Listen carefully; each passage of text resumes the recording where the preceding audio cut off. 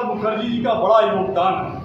आज़ादी के पहले तो तमाम नेताओं ने, तमाम क्रांतिकारियों ने कुर्बानी दी थी इस देश को आज़ाद कराने के लिए, लेकिन आज़ादी के बाद यदि किसी व्यक्ति का पहला बलिदान हुआ कि हमारा देश एकजुट रहे, तो हमारे हम सबके नेता जनसंघ के संस्थापक अध्यक्ष श्यामा प्रसाद मुखर्जी जी हैं।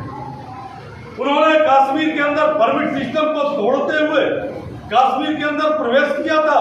उन्हें उस समय की सरकार ने गिरफ्तार किया और गिरफ्तार करके एक गेस्ट हाउस में जो अस्थायी जेल के रूप में बनाया गया था उसके अंदर उनको रखा गया। उसके बाद उनके साथ तमाम प्रकार की प्रताड़नाएं की गई और अंत में जिस बात का हम सभी भारतीय जनसंघ के उस समय के नेताओं को डर था, वही हुआ। उस समय की कांग्रेस की दमनकारी सरकार ने उनकी हत्या करा दी। श्यामा प्रसाद मुखर्जी जी का बलिदान हुआ इस देश को एकजुट करने के लिए, इस पूरे राष्ट्र को एकजुट करने के लिए। उनकी जब हत्या होती है उसके बाद जनसंघ ने एक पूरे देश के अंदर बहुत बड़ा आंदोलन खड़ा किया। उस आंदोलन की परिणति रही और श्यामा प्रसाद मुखर्जी जी के बलिदान की वजह से आज कश्मीर के अंदर हम जाते हैं तो हमें परमिट नहीं लेना पड़ता है। उसी समय दो संविधान समाप्त किया जाता है। उसकी यदि कहीं न कहीं उनका योगदान है तो हमारे श्यामा प्रसाद मुखर्जी जी का। भारतीय जनसंघ एवं भारतीय जनता जी से लेकर अटल जी से लेकर वर्तमान में नरेंद्र मोदी जी है, सभी का एक ही सोच है कि हमारा भारत कैसे आगे बढ़े, हमारी सीमाएं कैसे सुरक्षित रहे, भारत कैसे मजबूत हो।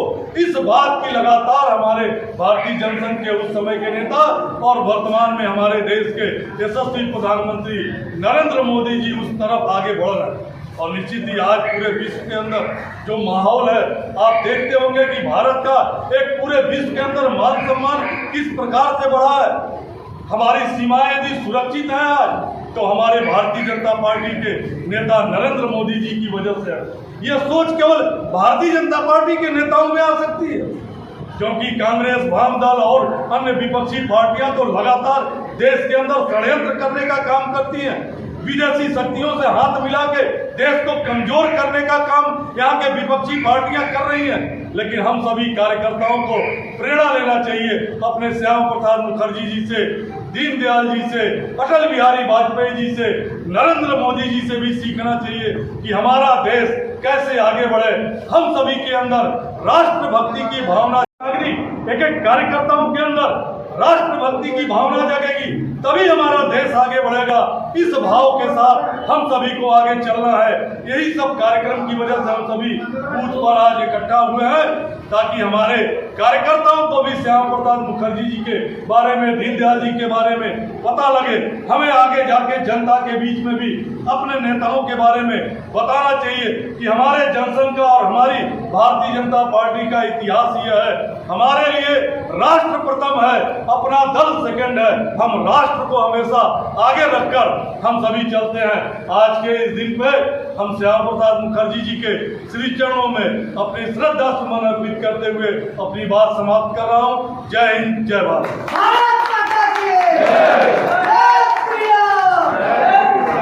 बहुत बहुत धन्यवाद अध्यक्ष जी। आपके विचारों को और आपके ओजस्वी भाषण को सुन के हम लोगों को बहुत कुछ सीखने को मिलता है। आप कार्यक्रम को आगे बढ़ाते हुए 11 बजे से प्रधानमंत्री जी के मन की बात की शुरुआत होने जा रही है। हम सब प्रधानमंत्री जी के मन की बात का कार्यक्रम सुनेंगे।